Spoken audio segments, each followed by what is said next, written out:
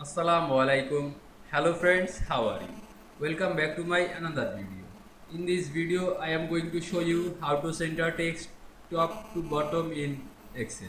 Let's get started. At first, you have to open your Microsoft Excel software. Then open your Excel spreadsheet. Now you can see here are my Excel spreadsheet. Now I go to insert menu. Then insert a text box. Now write anything.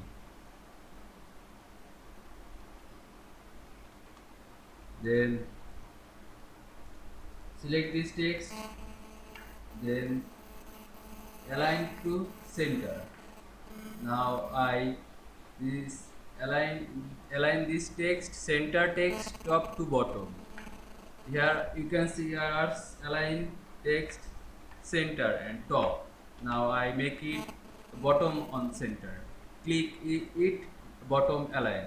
Now you can see I center text top to bottom in Excel very easily. I hope you enjoyed my video.